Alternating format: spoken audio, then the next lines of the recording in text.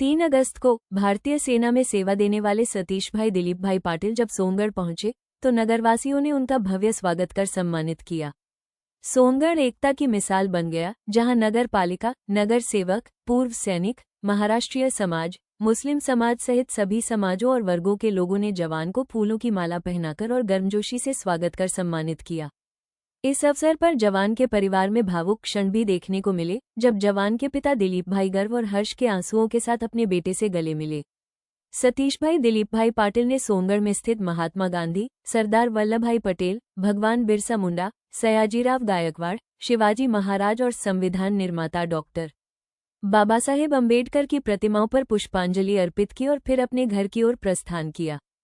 पूरे नगर में जय जवान जय किसान और भारत माता की जय के नारों के साथ देशभक्ति का माहौल छा गया।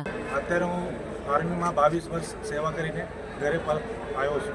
ઓકે સર, 22 વર્ષ જે તમારો સર્વિસ પૂરી થઈ છે, 22 વર્ષમાં તમારો કેવો કંઈ અનુભવ થયેલો હોય કે જ્યાં આતંકવાદી સાથે તમારી કંઈ લડત થયેલી હોય કે તમે કોઈ લડત આપી લો, એવું કંઈ તમને અનુભવ હોય તો અમને થોડુંક મીડિયાને જણાવશો?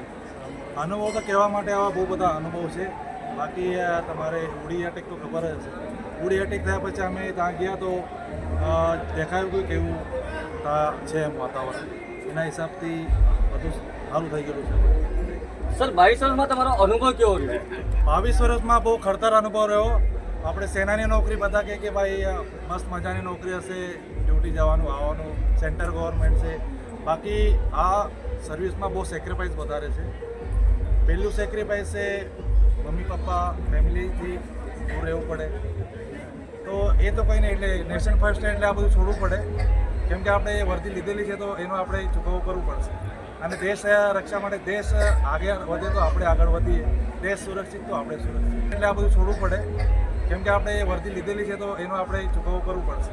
અને દેશ રક્ષા માટે દેશ આગળ વધે તો આપણે આગળ વધીએ, દેશ સુરક્ષિત તો આપણે સુરક્ષિત। સર, આજે કહેવામાં આવે છે કે ભારત દેશને ગર્વ છે કે 22 વર્ષની સર્વિસ પૂરી કરીને તમે જ્યારે આજે સોનગઢના ગુણદા રોકડિયા મંદિર પર આવેલા છો, તમારામાં લાખોની પબ્લિક તમારા સ્વાગત માટે છે, એના માટે તમે શું કહેશો?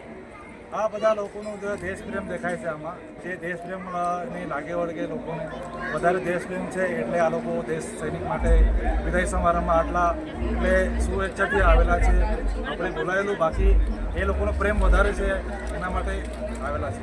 સર, કહેવામાં આવે છે કે આજે તમારું તમે જ્યારે ટ્રેનમાંથી ઉતરી ગયા સવારે 10 વાગે, તમારું 10 વાગે રેલવે સ્ટેશન પર બી સ્વાગત થયું, એકતાનગરમાં સ્વાગત થયું। ખાસ કરીને કહેવામાં આવે એકતાનગર, જ્યાં મોમેડન ઇલાકો છે, જ્યાં મોમેડન ઇલાકા છે, લોકોને કહેવામાં આવે છે કે હિન્દુ ને મુસ્લિમ જે કટ્ટર દુશ્મની છે, જ્યારે મોમેડન તમારું સ્વાગત કર્યું, તમે એના વિશે શું કહેશો? જો અમારું અમે સૈનિક છે, અમારું કોઈ ધર્મ નહીં, અમે સર્વ ધર્મ સમભાવ રાખીએ છીએ, તો એમાં કોઈ મોમેડન આવે તો કોઈ હિન્દી આવે કોઈ ખ્રિસ્તી આવે, એમાં કંઈ આપણે એ નહીં, અમે ધર્મ નિરપેક્ષ છે।